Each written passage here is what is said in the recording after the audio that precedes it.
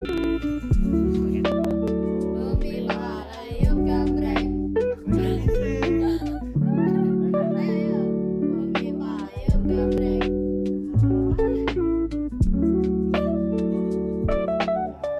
Aku terakhir sih.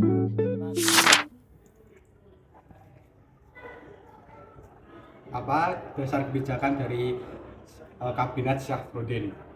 Dasar kebijakannya adalah mengurangi jumlah uang agar nilainya setara dengan barang yang tersedia.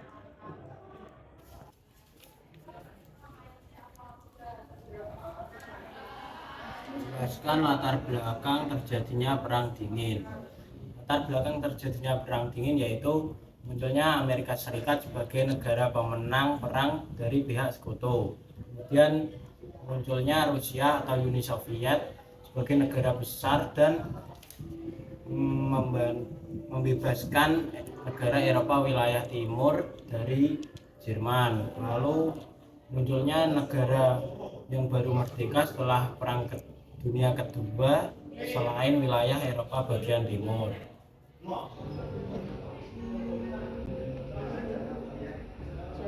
Jelaskan yang dimaksud dengan Grants in Aid. Jadi, Grants in Aid adalah bantuan ekonomi dengan kewajiban mengembalikan berupa dolar atau dengan membeli barang-barang Amerika Serikat.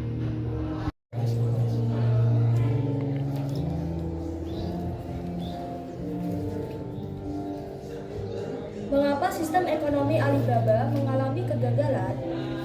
Nah, sebelumnya sistem ekonomi Alibaba ini, Ali menggambarkan pengusaha dari pribumi.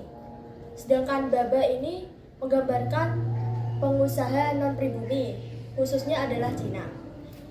Nah, alasan dari sistem ekonomi Alibaba ini mengalami kegagalan, yaitu karena pengusaha non-pribumi ini lebih berpengalaman daripada pengusaha pribumi untuk memperoleh bantuan kredit. Dulu lah, tadi urutannya juga.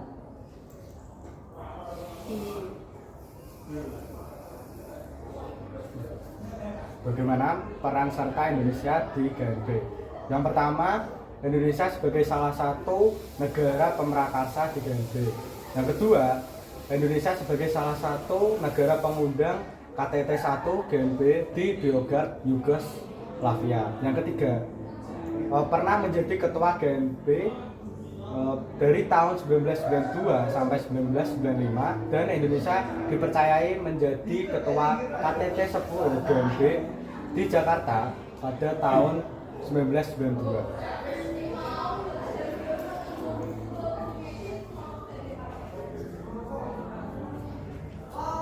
Apa kesulitan yang dihadapi oleh Kabinet Walofi? Kesulitan yang dihadapi oleh Kabinet Walofi yaitu yang pertama, adanya gerakan separatisme di sejumlah daerah.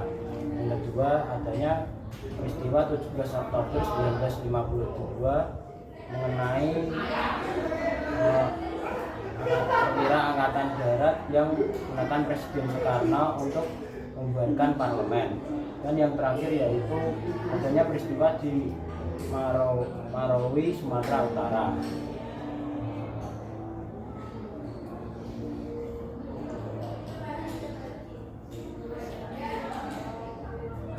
Apa penyebab muncul mosi tidak percaya dari parlemen terhadap Kabinet Natsir? Jadi, untuk pertama kalinya Kabinet Natsir melakukan perundingan antara Indonesia dan Belanda yang menyangkut masalah Irian Barat pada tanggal 4 Desember 1950. Namun perundingan ini mengalami jalan buntu, sehingga masalah inilah yang menyebabkan mosi tidak percaya dari parlemen terhadap Kabinet Natsir.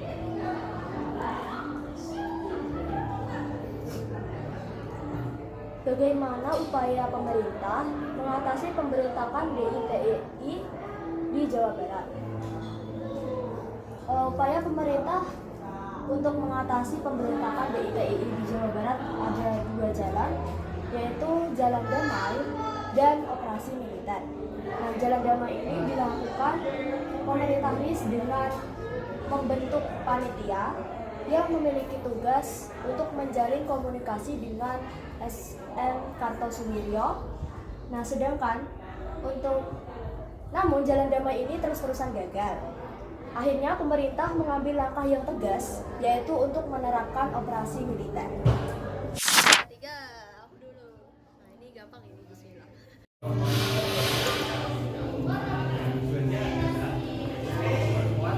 Mengapa Prancis keluar dari NATO?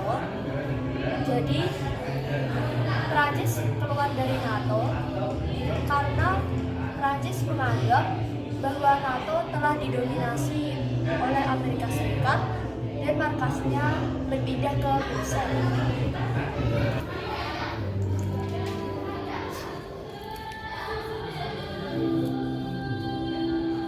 Jelaskan hasil yang menonjol dari Kabinet Burhanuddin Harahap yang terbentuk pada tanggal 12 Agustus 1955. Hasil yang menonjol dari Kabinet Burhanuddin Harahap yang terbentuk pada tanggal 12 Agustus 1955 adalah penyelenggaraan pemilu pertama di Indonesia yang dilangsungkan pada tanggal 29 September tahun 1955 dan pada tanggal 15 Desember 1955 untuk memilih anggota konstituante.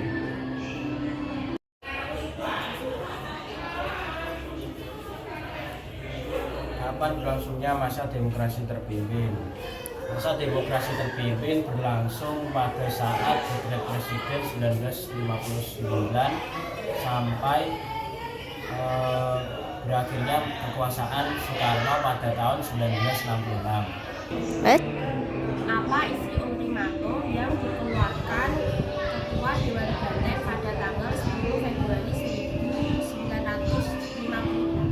Jadi isi ultimatumnya yang pertama, dalam 5 kali 24 jam Kabinet Juanda harus menyerahkan mandatnya. Yang kedua, Presiden menugaskan Bung Hatta dan Sri Sultan Hamengkubuwono IX untuk membuat zakon kabinet.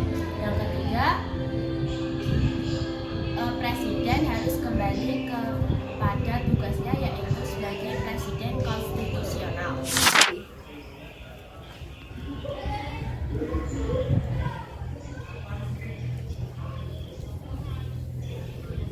Jelaskan dampak negatif berlakunya dekret presiden 5 Juli 1959. Dampak negatif dari berlakunya dekret presiden 5 Juli 1959 yaitu yang pertama, memberikan kekuasaan kepada presiden, MPR, dan lembaga tinggi negara.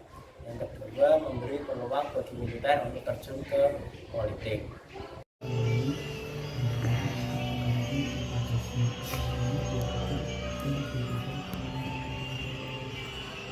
Mengapa pemerintah melakukan operasi militer untuk menumpas pemberontakan PRRI? Jadi pada awalnya pemerintah melakukan jalan damai untuk menumpas pemberontakan ini, namun mengalami kebuntuan. Akhirnya secara terpaksa pemerintah melakukan operasi militer untuk menghancurkan kekuatan pemberontak dan mencegah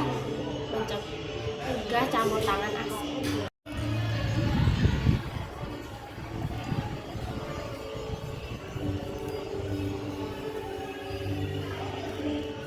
Mengapa langkah-langkah yang dilakukan oleh pemerintah untuk memperbaiki ekonomi pada masa demokrasi terpimpin yang mengalami kegagalan.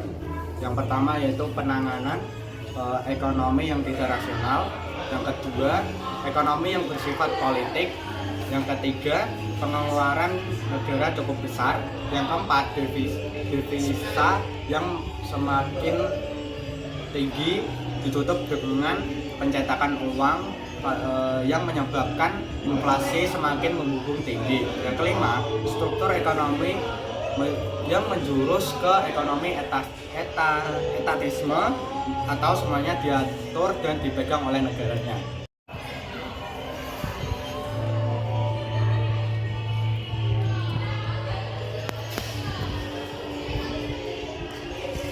Sebutkan bagian-bagian operasi Merdeka untuk menumpas Perpesta. Operasi Merdeka untuk menumpas Perpesta ada yaitu yang pertama adalah Operasi Sabta Marga 1 dipimpin oleh Letnan Kolonel Sumarsono.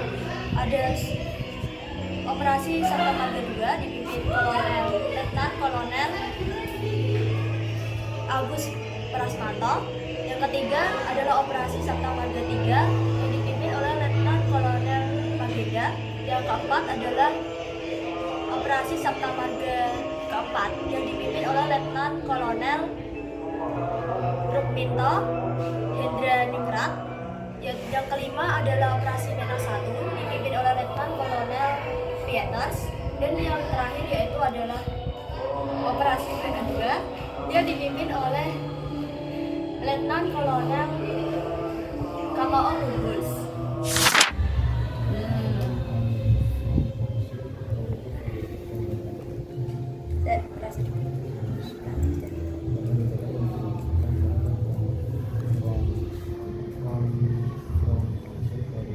Bagaimana upaya pemerintah untuk menumpas pemberontakan DITII di Aceh?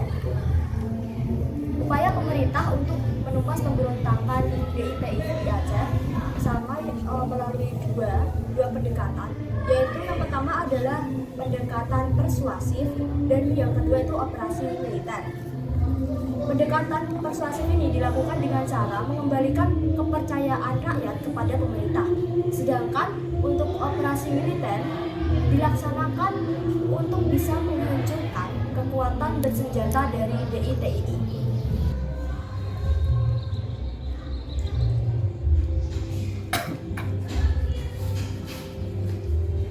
Jelaskan tujuan diadakan KAA. Yang pertama itu memajukan kerjasama bangsa-bangsa di Asia dan di Afrika dalam bidang ekonomi, sosial, dan kebudayaan. Yang kedua, memberantas diskriminasi ras dan kolonialisme. Yang ketiga, memperbesar peranan bangsa Asia dan Afrika di dunia dan ikut serta mengusahakan perdamaian dunia dan kerjasama internasional. Yang keempat, membicarakan masalah-masalah yang menyangkut kepentingan bersama seperti kedaulatan negara, rasionalisme, dan kolonialisme.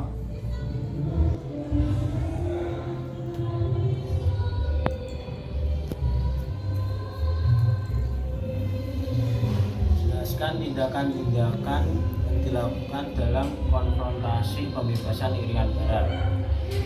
Yang pertama, Kabinet Sudirman pada tahun 1951 menyatakan bahwa hubungan Indonesia dengan Belanda merupakan hubungan bilateral biasa. Pada tanggal 3 Mei 1956, pada masa Kabinet Ali Sastro Amijiyo II, diumumkan pembatalan hasil KMB. Pada tanggal 17 November 1957 di Jakarta diadakan rapat umum mengenai pembebasan Irian Barat.